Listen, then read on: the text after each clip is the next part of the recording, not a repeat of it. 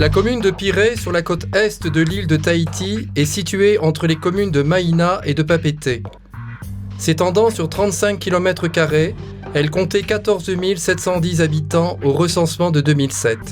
Le conseil municipal de la commune de Pirée compte 33 conseillers, dont 9 sont les adjoints du maire.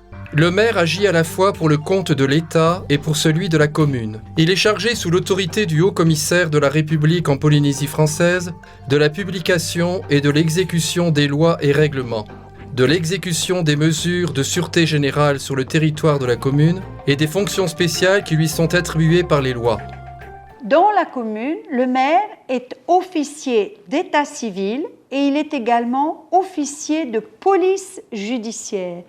En tant qu'officier d'état civil, il tient les registres, les livres de naissance, de décès et de mariage. Le maire ou ses adjoints vont également célébrer les mariages.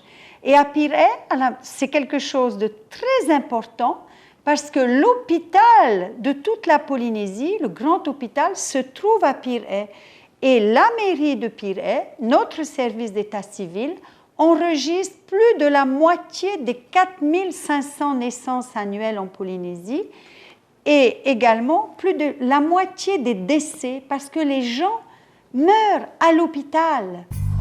C'est donc le service d'état civil qui garde les registres des naissances, des mariages et des décès et délivre les extraits des actes de naissance, de mariage et des décès à la demande des habitants. La loi oblige à déclarer une naissance à la mairie dans un délai de 3 jours. Seul le mariage à la mairie est légal.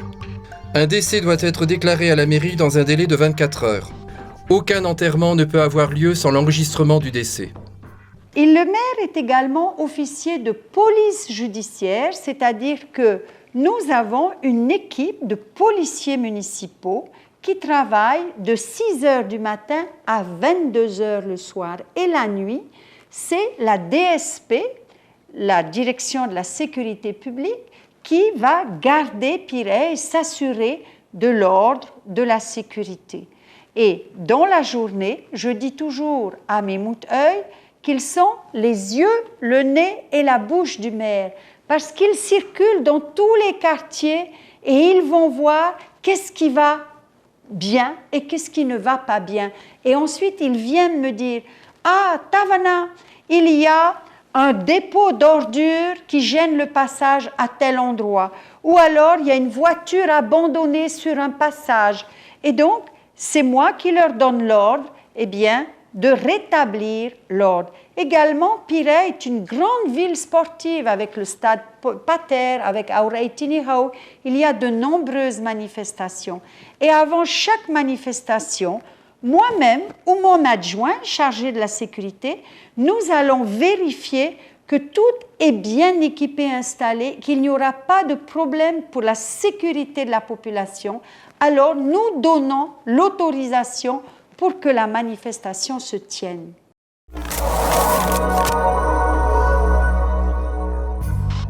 L'article 43 du statut d'autonomie de la Polynésie française du 12 février 2004 définit les différents services dont le maire a la charge dans sa commune. C'est la loi qui dit quelles sont les responsabilités qu'on appelle les compétences des communes.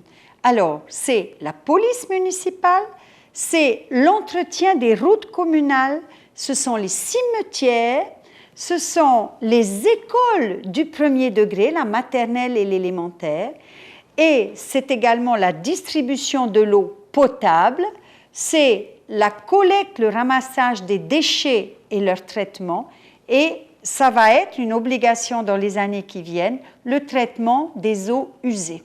Et ce sont donc toutes ces compétences que la commune va mettre en œuvre par ses agents. Et tout ce que je vous ai cité correspondent à des services de la commune.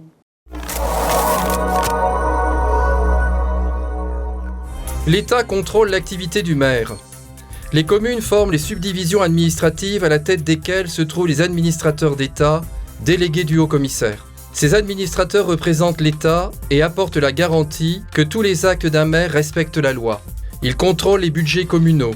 Ils conseillent et aident le maire et son conseil municipal dans leur travail comme constituer des dossiers pour des projets afin d'obtenir des subventions de l'État, rédiger des arrêtés, trouver des crédits et des solutions aux problèmes de traitement des eaux et des ordures ménagères, conseiller et suivre les constructions scolaires qui dépendent des communes. Alors, si la loi a prévu toutes les compétences que je viens de vous décliner, elle a mis à notre disposition un livre qui s'appelle le Code général des collectivités territoriales, que nous appelons le CGCT, et tout est expliqué, toutes les compétences sont détaillées et on dit comment on doit les mettre en œuvre. Et c'est soit le maire par arrêté, soit le conseil municipal, nous sommes 33 au conseil municipal de Pirée, qui va délibérer et décider. Et il faut que nos décisions soient conformes au Code général des collectivités territoriales et l'État, l'administrateur qui remplace le haut-commissaire, va vérifier que toutes nos décisions sont bien conformes à ce que dit le CGCT.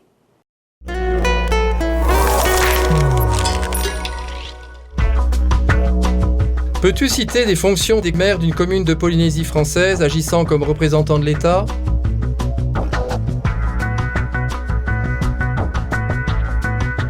Tous les maires des communes de Polynésie française sont les agents de l'État dans leur commune. Comme officiers d'état civil, ils reçoivent les déclarations de naissance, ils procèdent aux célébrations de mariage et dressent les actes de décès.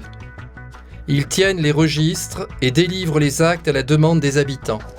Par son pouvoir de police, les maires concourent à la sécurité publique et à la tranquillité dans la commune. Recherche et complète avec tes camarades les services communaux qui n'ont pas été cités dans l'émission. Bonne recherche!